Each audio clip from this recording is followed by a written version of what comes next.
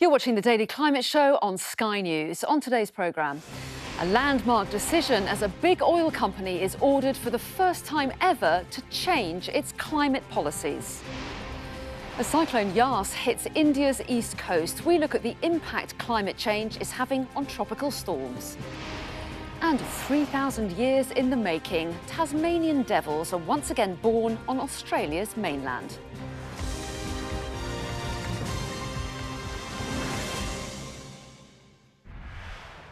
Hello and welcome to the UK's only daily climate news show where we track the changes happening to our world right now and meet those coming up with the solutions. And we start today with a ruling by a court in the Netherlands that could have huge implications for how fast emissions are cut and how quickly we can reach net zero. A Dutch court has found that Shell has a legal responsibility for climate change, ordering the big oil company to set tougher environmental targets. And while the ruling is only legally binding in the Netherlands, it is likely to guide deliberations by judges in other countries too. Well, our climate correspondent Lisa Holland is here with me. So, Lisa, how significant is this ruling? Well, Anna, frankly, it's been called groundbreaking, landmark, historic. And basically, it's the first time that a major oil company has been told that it is liable for the damage that it's causing to the climate. Now, remember that Shell had said that it would be net zero by 2050. But groups such as Friends of the Earth and others said that wasn't good enough and forced them to court in the Netherlands. Now, this ruling says that Royal Dutch Shell must reduce their emissions by 45% by 2030. The interesting thing, of course, is that almost certainly there will be repercussions throughout the rest of the world, repercussions for wider oil companies. Shell itself, though, has said that it will now be considering whether or not to appeal, but the ruling says that it must start putting into force the court's decision straight away. Lisa, thank you. Well, before we hear more about today's case, let's take a look at how we got here. The case is the latest in a string of legal challenges filed around the world by climate activists seeking action to cut emissions. So in December 2019, the case of a climate activist group called the Agenda Foundation against the government of the Netherlands concluded after 4 years. Now, it was the first time a highest level domestic court established a state's duty to reduce emissions by an absolute minimum amount based on laws protecting human rights. By February 2020, there were more than 1,400 climate cases in 33 countries. The United States had more than 1,000, followed by around 200 in Australia. In July 2020, Friends of the Irish Environment won a case against the Irish government over the lack of specific targets in its 2017 plans to reduce emissions.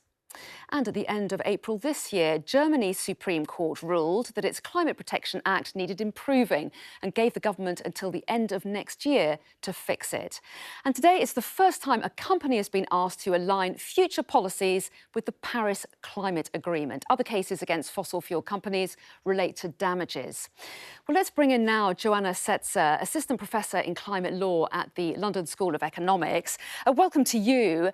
Just how unusual a case was this, and how big a moment do you think it is that Shell has lost today? Well, it is, as Lisa said, huge. It's groundbreaking. It's the first time that a company loses a case like this. Not a case that looks into the past, but a case that looks into the future. So the repercussions of the case in the Netherlands and certainly beyond in every country to every company will be huge. Well, yes. So what do you think the implications are? Do you think that more companies will end up in court? That's one. So you can see how a case like this can be replicated in a number of other jurisdictions, but also in terms of how the case asks Shell to change its corporate portfolio, its strategy. So you really see how the idea that courts wouldn't be able to say something like this to a company to determine not only what governments should be doing, but also what companies should be doing, how this has changed since this decision. And particularly in regards to what Shell has defended, that they wouldn't be able to make a change without affecting their business, that this court now says, well, that's what you have to do. There's no way around it. And how big a role do you think that litigation will play in the future against both companies and governments as well? Just how much is it a growing trend in climate activism? It is a really growing trend. What we see is, of course, you still have other types of activism, other organizations doing different types of campaigns, and until before COVID, people going to the streets. But what we observe in the last years is how increasingly organizations are going to courts to ask for that change. And this is against governments and as well as against corporations. Well, Joanna Setzer, thanks very much indeed. Thank you. It was a pleasure. Let's take a look now at some of the day's other climate news. And the Environment Bill has returned to Parliament today with new amendments on nature and water pollution. It includes creating a species reintroduction task force in England, which aims to reverse the decline of hedgehogs, water voles and other wildlife. The legislation is set to become law in autumn this year. But Labour wants to amend the bill to include a new tree strategy for England to help meet climate targets.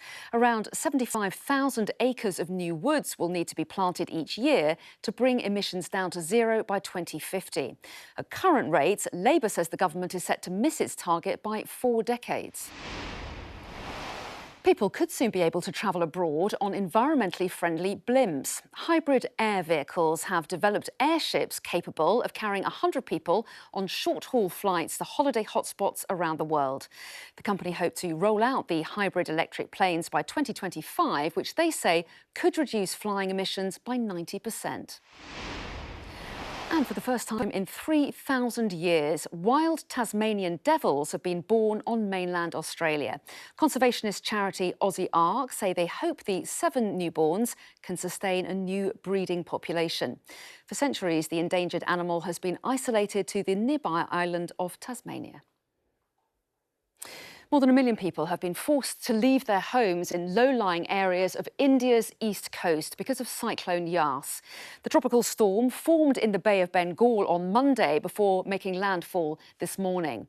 Well, India's meteorological department said coastal areas have experienced strong winds, rain and tidal surges. And it's the second cyclone to hit the country in just over a week. Sky's Neville Lazarus has the latest from Delhi. Cyclone Yass comes less than 10 days after the western coast was battered by Cyclone Tauktae. It had barreled up from the southern states of Kerala, Karnataka, Maharashtra and making landfall in Gujarat, killing hundreds of people. Today's cyclone on the eastern coast has surprised everyone of how quickly it has intensified into a very severe cyclone with wind speeds of 86 miles an hour and gustings of 97. Over the last decade, India has had a larger number of cyclones hitting its eastern and western coasts, and also the intensity of these has been much higher. The economic damage has been enormous on the country, affecting lives and livelihoods of millions of people. Now, climate change and severe weather events are being talked about in the media and civil society. India is one of the worst affected by climate change. Well, Dr. Frederica Otto is from the University of Oxford and specialises in extreme weather events. Welcome to you. Is it possible to know what role climate change plays in an individual weather event like Cyclone Yass? Yes, it is possible to know. We don't know yet because you have to look at these cyclones and extreme weather events individually. But we do see across the globe a fairly consistent pattern when it comes to the effects of climate change on cyclones. And that is, on the one hand, basically every cyclone that is making landfall has more rainfall associated with it than it would have without man-made climate change. And rainfall is responsible for a lot of the damages associated with cyclones. And at the same time, because of sea level rise, we also see storm surges associated with cyclones being higher and thus more damaging than they would be without climate change. And explain why that happens because of climate change. In a changing climate, we have warmer surface temperatures of the oceans. And that means that cyclones get more energy and also can suck in, and warmer air can also get more water vapor, and that comes out as rainfall. And so these high energy cyclones suck in a lot of moist air that dumps enormous amounts of rainfall when they make landfall on the cities. And of course, with sea level rise, because we have a higher sea level, even if it's just a little bit higher, when you have a storm coming in and bringing then the water on the coast, it just reaches a bit further than it would be with slightly lower sea levels. And so there are parts flooded that would not have been flooded without climate change. Dr. Freddie Otto, thank you. Campaigners are calling on the government to create a world-leading ocean recovery action plan to bring our seas back to life. Over 250,000 people across the UK have signed a petition as part of the campaign by Sky Ocean Rescue and WWF. Broadcaster Steve Backshaw delivered the letter to MPs at Westminster earlier today.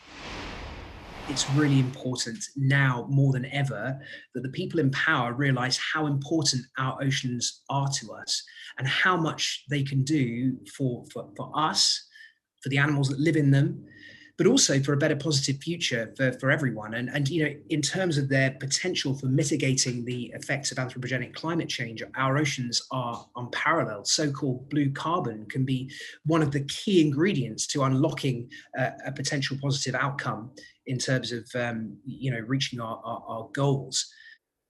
Well, that's everything from us for today. Coming up tomorrow, I'll be speaking to Bahrain's Special Envoy for Climate Affairs about the impact the climate crisis is having in the country and how the Gulf states can move away from their reliance on oil. Thanks for watching and see you then.